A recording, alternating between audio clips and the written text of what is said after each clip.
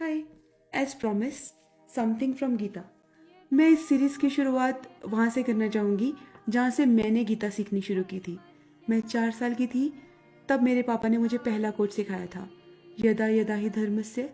उसमें कृष्णा बोलते हैं कि जब जब इस संसार में धर्म को प्रॉब्लम होगी, जब जब इस संसार में सच्चाई की वैल्यू कम होगी, जब जब इस संसार में इंसानियत भूलते जाएंगे, मैं आऊँगा। मैं धर्म को बचाने के लिए हर युग में आऊँगा। मैं पापियों का नाश करने के लिए हर युग में आऊँगा। मुझे इंसानियत को बचाना है, ये मेरा काम है, मैं आऊँगा। कितनी बड़ी बात है, एक इंसान को पास्ट प्रेजेंट फ्यूचर सब पता है और वो हमारे को वादा करके गया है कि जब भी तुम्हें ज़रूरत होगी, जिस जिस भी एरा में एक धर्म की वैल्यू कम होगी, मैं आऊँगा। ये वादे पे हम सारे हिंदू या और भी रिलीजन के लोग जो हमारे इस बुक में विश्वास करते हैं, उसके भरोसे बैठे हैं। हमारे भगवान आएंगे, हमें सिर्फ अच्छाई करनी है। हम अच्छे रहें, हमें पाप नहीं करने, हमें झूठ नहीं बोलना, हमें एनवी नहीं रखनी, हमें सब लोगों का अच्छा सोचना है। जिस दिन कृष्ण आएंगे, उन्हें हम पे प्राउड होना चाहिए। Today we will discuss something from chapter 2. Chapter 2 is all about soul, हमारी आत्मा। वो कहते हैं कि हमारी आत्मा परमात्मा के साथ ही पैदा हुई थी और परमात्मा को पूरी जिंदगी ढूंढती रहती है, क्योंकि वो उसमें से निकली है। हम सब कृष्णा में से निकले हैं। वो कहते हैं जो सोल है, वो ये जो बाल रहता है ना, इसका टिप ले लो, उसका 1/1000वां हिस्से का साइज है। वो जो सोल है वो हमारे अंदर रहती है, उसके कारण ही हमारी बॉडी चलती है। उसको वो कॉन्शियसनेस बोलते हैं कि हम जो फील कर पा रहे हैं, जो हम सीख पा रहे हैं, जो हम देख पा रहे हैं, जो भी हम बॉडी के सहारे कर पा रहे हैं, वो सब सोल का करना धरना है। और वो सोल तब से है जब से भगवान है, और वो सोल तब तक रहेगी जब तक सब कुछ रहेगा। ये सोल कभी नहीं मरती। हाँ, हमारी सोल और कृष्णा की सोल में एक बहुत मेजर डिफरेंस है कि कृष्णा को शुरू से लेके आखिरी तक का सबका याद रहता है, हमारी सोल भूल जाती है। हर जन्म के साथ वो इमोशंस याद रखती है जो उसने पिछले जन्म में फील किए किसी के लिए। प्यार, तभी मैं बोलती हूँ प्यार बहुत बड़ी चीज है। प्यार को याद रखती है, वो एक बॉन्डिंग याद रखती है जो उसने किसी के साथ किया, बट उसके अलावा क्या हुआ वो सब भूल जाती है। हमारी जो सोल है, उसकी याद करने की क्षमता कृष्णा से बहुत कम है। कृष्णा को सब याद है, हमें नहीं याद। पर हाँ, ये जो कृष्णा, हमारी सोल कृष्णा की तरह ही प्योर है। बस ये है कि हम अपने कुछ कर्मों से इसको खराब कर लेते हैं, पर ये प्योरिटी के लिए बनी है। अभी कहते हैं ना कि हम यहाँ पे क्या लेके आए थे और क्या लेके जाएंगे। हम इस सोल के साथ पैदा होते हैं और इस दुनिया में हम सिर्फ अपने कर्म साथ में लेके जा सकते हैं। या तो अच्छे होंगे या बुरे होंगे। अगर अच्छे कर्म होंगे तो अगला जन्म अच्छा मिलेगा, अच्छी चीजें आपके साथ होंगी। बुरे कर्म मिलो करोगे तो अगले जन्मों में बुरा होगा। भगवान को कोसने की जरूरत नहीं है कि भगवान तो मेरे साथ ये क्या करता है। आपको पता भी नहीं, अनंत काल से हम पैदा होते और मरते आ रहे हैं, और उस सब जन्मों में हमने कब किसका इतना सा भी दिल दुखाया ना, वो हमें पे बैक करना पड़ता है। तो अगर आपके साथ गलत हो रहा है तो आप ये सोचिए कि हाँ, ये मेरे कर्मों का फल मिल रहा है। अगर आपके साथ अच्छा हो रहा है तो आप सोचिए कि आपने कभी ना कभी किसी को खुशी दी है, उसके कारण वो दुआ बन के आपके पास आ रहा है। तो भगवान को हर चीज में आप नहीं कोस सकते। आपकी सोल आपके ये कर्म जो है अपने साथ लेके चलती है और उसको वो भोगना ही पड़ता है। आप जब भी मुसीबत में है, एक चीज आपके साथ हमेशा चलती है, वो है भगवान का नाम। आपको लगता है कि नाम लेने से कुछ नहीं होता, जब आप नाम लेना शुरू करते हैं ना, तो यहाँ से एक शांति मिलती है, क्योंकि अल्टीमेटली हम उस भगवान से निकले हैं।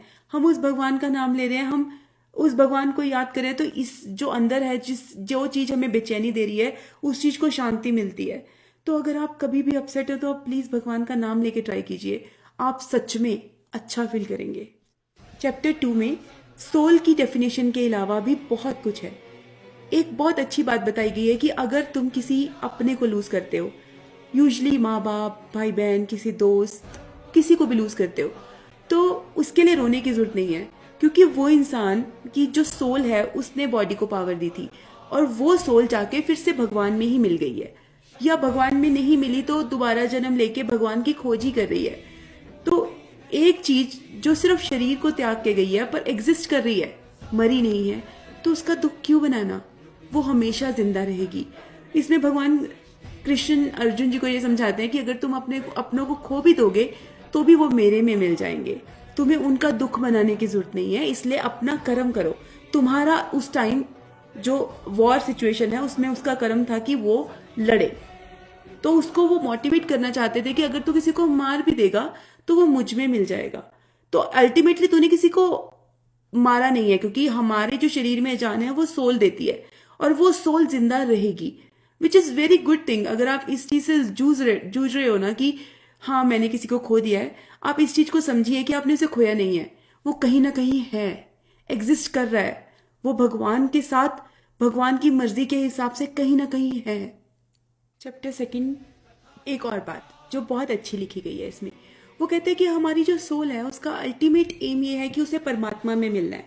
और हम जब मरने के टाइम भगवान को याद करते हैं, दिल से याद करते हैं, तो भगवान आते हैं, हमें लेने आते हैं। उस टाइम अगर हम अपनी गुनाहों की माफ़ी मांग लेते हैं तो भगवान सारे के सारे गुनाह माफ़ करके तुम्हें अपने गले से लगाते हैं। जिसके लिए एक बहुत फेमस किस्सा भी है कि एक बंदा था जिसने पूरी जिंदगी बहुत पाप किए, बट उसके बेटे का नाम कृष्णा भगवान पे था। तो जब वो मर रहा था उसने अपने बेटे को इतने करुणा भाव से, कंपैशन से याद किया कि भगवान के दूत आके खड़ गए यमदूत के आगे कि ये बंदे को ने भगवान को याद किया, हम तो इसको अपने साथ लेके जाएंगे। तो मैं कहना चाहती हूँ कि वैसे तो इस्कॉन में यही सिखाया जाता है कि भगवान का नाम रोज इसलिए लो ताकि जिस दिन आप मरो आप भगवान को उतने प्यार से याद कर पाओ, भगवान को उतना प्यार कर पाओ।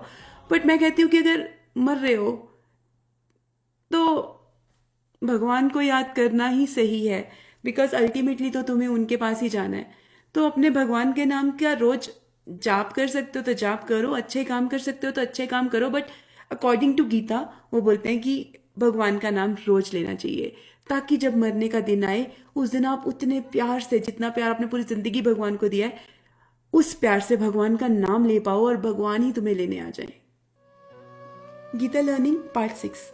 आज हम बात करेंगे कि इंसान कंफ्यूज क्यों रहता है, इंसान के पास हमेशा एक दुविधा क्यों रहती है कि ये करना है वो करना है, जबकि हमारा एक बहुत स्ट्रेट पर्पस है कि इस सोल को भगवान से मिलना है।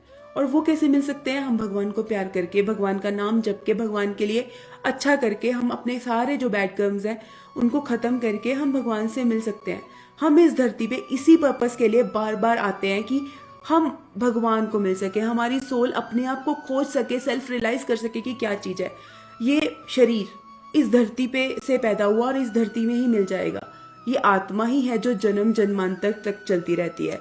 तो इसमें वो कहते हैं कि हमें माया से, मोह माया से, इंक्लूडिंग परिवार के मोह माया से निकल के अपने आप को रियलाइज करके भगवान के पास, भगवान के कितने करीब कैसे जा सकते हैं ये सोचना चाहिए, रेदर देन कि हमारे को बच्चों के लिए ये तैयार करना है, अपने लिए ये तैयार करना है। ये सब मटेरियलिस्टिक चीजें हैं, इन्होंने धरती पे ही रह जाना है, इनका कोई भी इस लाइफ टाइम से आगे का बाउंड्री का है ही नहीं। तो जो भी कर सकते हो अपने आप को प्यार, अपने आप को जो हम प्यार करते रहते हैं कि बॉडी का प्यार करेंगे जी, अपने बच्चों का प्यार करेंगे, घर का प्यार करेंगे, वो कहते हैं कि इसका तो कोई मतलब ही नहीं है। अल्टीमेटली तो तुम्हें कृष्णा के पास ही जाना है और वो तभी जा पाओगे जब इन सब साइकिल से आप निकल पाओगे। Gita learning part 7। आज हम बात करेंगे कि ये जो पैदा होना, मरना, बचपन, जवानी, बुढ़ापा, ये सब इस जो बॉडी है इससे बिलोंग करता है, हमारी सोल से नहीं। हमारी सोल जन्म जन्मांतर से चलती आ रही है, ये सोल की कोई एज नहीं है। इसलिए जब हम बच्चे होते हैं ना तब हम फील नहीं करते कि हम बच्चे हैं, हम सोचते हैं हम तो एडल्ट्स हैं, एडल्ट्स हमें क्यों नहीं सुनते। अगर हम बूढ़े हो जाते हैं तो हम सोचते हैं हम तो जवान हैं, हम कहाँ बूढ़े हुए हैं। बिकॉज ये जो सारा थॉट प्रोसेस है, ये जो सारी कॉन्शियसनेस है, वो सोल से आ रही है और सोल की कोई एज ही नहीं है। हमें ये बहुत बेसिक सी चीज़ समझनी चाहिए कि हम जो भी यहाँ पे सफ़र कर रहे हैं, जो भी हम यहाँ पे खुशियाँ अनुभव कर रहे हैं, ये सिर्फ इस लाइफ टाइम की है। अगली लाइफ टाइम में और चैलेंजेस और खुशियाँ रहेंगी, पर जो अल्टीमेट एम है यहाँ पे आने का वो यही है कि हम भगवान की पूजा करें, हम अपने आप को समझे कि हम क्या हैं, हम क्यों बार बार इस जन्म के साइकिल में फंसे हुए हैं, हम कैसे इस जन्म के बार बार के साइकिल से निकल सकते हैं। कोई तो जुगाड़ होगा ना।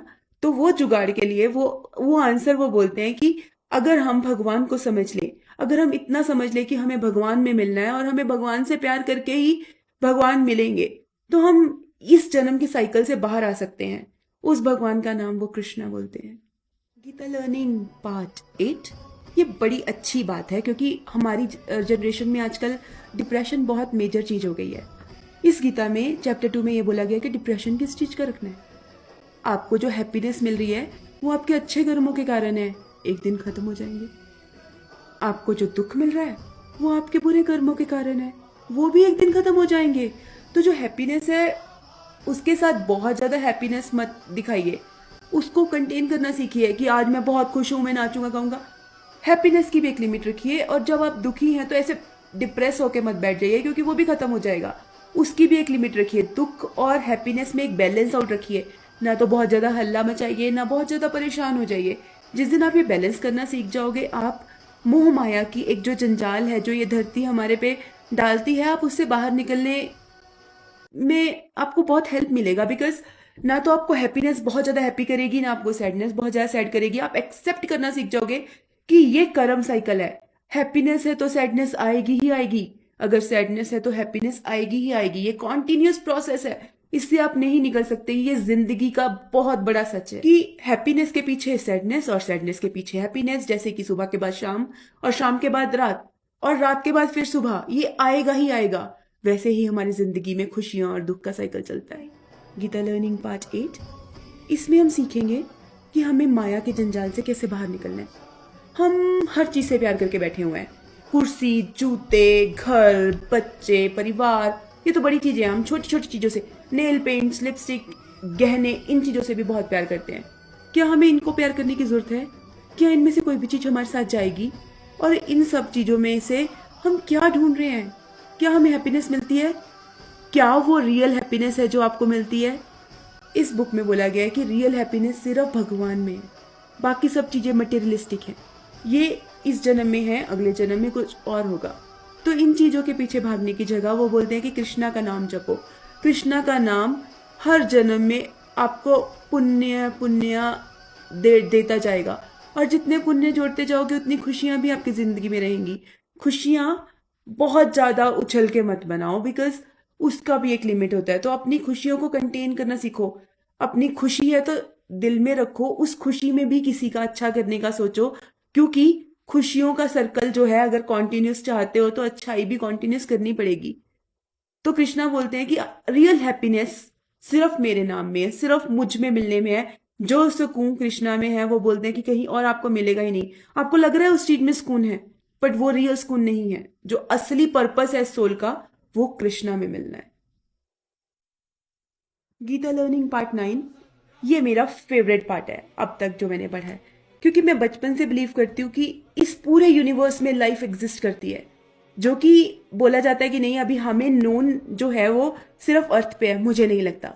मुझे लगता है हर लाइफ के इतने मिलियंस ऑफ फॉर्म है कि हम सिर्फ एक फॉर्म को जानते हैं जो सांस ले रहा है।